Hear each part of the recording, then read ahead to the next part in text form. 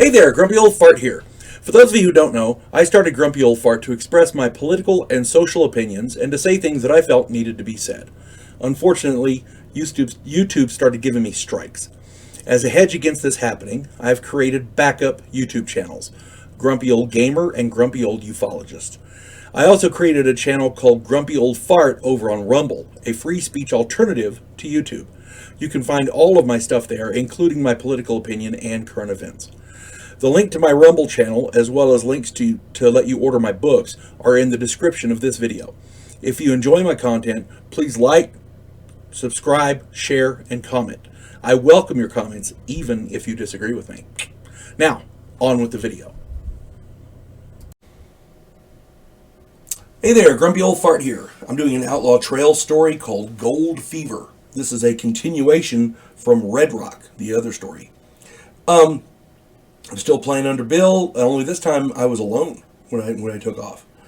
When I left that town, Earl was the sheriff of Red Rock, and I left him there because he was still recovered. Well, he was recovered enough to do his thing, but he still wanted to continue. So that's fine. Let him do his thing.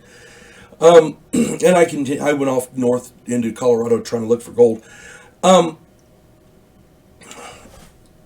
I had taken my stake from Red Rock and bought 3 good Missouri mules.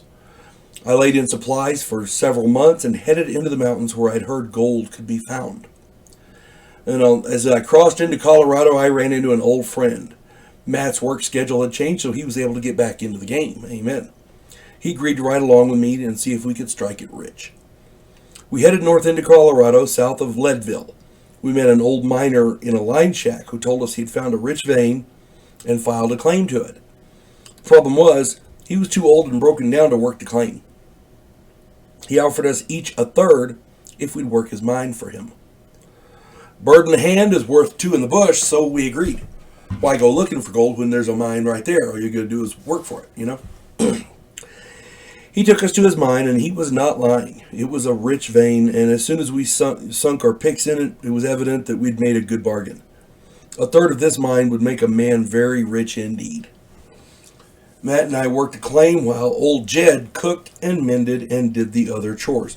There was a spring nearby, so water wasn't a problem. Game was plentiful, so one day a week, Matt and I took turns hunting. Things were going well. He went one week, I went the next week, blah, blah, blah, blah. And it worked out well. Then, of course, as, luck would have it, in a role-playing game, there's a certain amount of bad luck to be expected. Otherwise, you wouldn't run into so many fights. That's just the way the games are.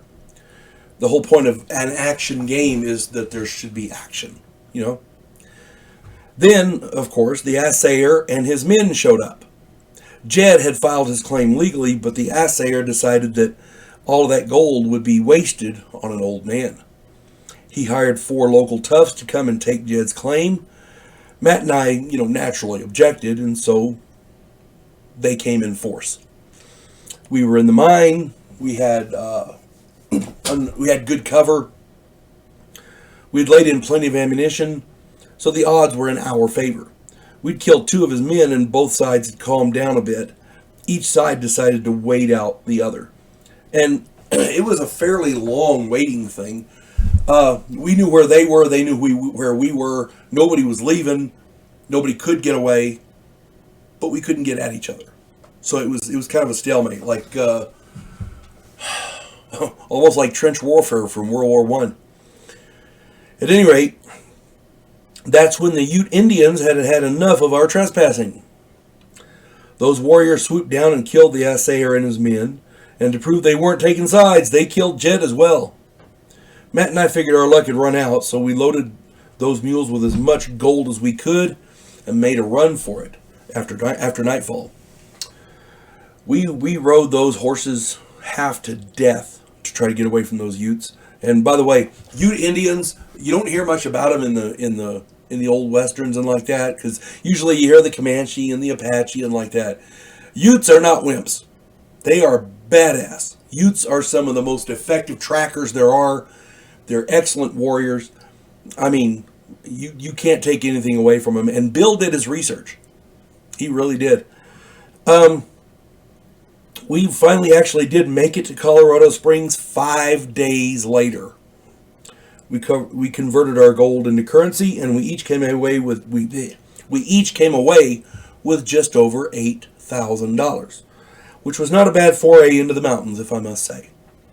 Although it would have been nice not to get shot at so much. Just saying. It's a good thing it was a role-playing game and not for real. You know what I'm saying? But I'm going to try to continue this story next week. I hope this finds everybody well. You folks have a good day. God bless one and all.